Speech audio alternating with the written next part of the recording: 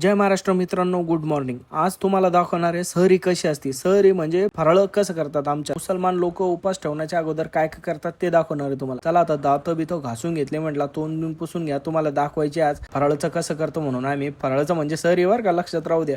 सहरी म्हटलं कोणी का फराळाचं समजून घ्या. तोंड बिंड धुवून घेतलं, टावेलला म्हटलं आता सहरी मध्ये बघा काय. सहरी मध्ये बघितलं तर बोकड्याचं मटण. आमच्यात काय बोकड्याचं मटण, कोंबडीची अंडी, कोंबडीचं मटण, मोठ्याचं मटण असंच राहतं. उपास ठेवायचे असेच राहते. झोपलो होतो मस्त दिवसभर, झोप बीप झाली, म्हटलं आता नामाजीला जाऊ. आमच्यात नमाज बी पाडा लागते, फक्त उपास ठेवणं गरजेचं नसतं. मस्त नामाजीला जाण्यासाठी पहिले आंघोळ बिंगोळ करून एकदम फ्रेश व्यवस्थित तसंच जावं लागतं. तसं जावं लागत नाही, बिना आंघोळीचे नमाज चालत नाही. मस्त आंघोळ बिंगोळ करून घेतली बेस्ट पैकी. आता तेल लावून घ्या म्हटलं. खोबऱ्याचं तेल आहे आपलं, खोबऱ्याचं तेल बिल लावून घेतलं. मांग पाडून घेतले. आपलं MC स्टँड आहे का त्याच्यासारखी मांग बिंग पाडी. चला म्हटलं आता नामाजीला देवाकडनं प्रार्थना मागू. सबस्क्रायबर वाढा नाही आपले, सबस्क्राईब करा तुम्ही बी. देवाकडनं प्रार्थना करतो, तुम्हाला रिक्वेस्ट करतो सबस्क्राईब वाढून द्या. नमाज पडून आलो घरी, बघितलं तर बाप मटणाची भाजी बनायची तयारी चालू होती. बोकड्याचं मटण बरं का, 1000 रुपये किलो आला. मस्त मटणाची भाजी बिजी बनवली. मित्राचे वडील बिमार होते, त्यांना डबा द्यायला जायचं होतं. पहिले नमाज पडून घ्या म्हटलं. नमाज बिमाज पडली, आलो इकडे हॉस्पिटल मध्ये. त्यांना डबा द्यायचा होता. डबा बिबा घेऊन आलो. मित्र यांचे वडील हॉस्पिटल मध्ये, त्यांना डबा द्यायला आलो. चला आता भेटू पुढच्या व्हिडिओ मध्ये. बाय.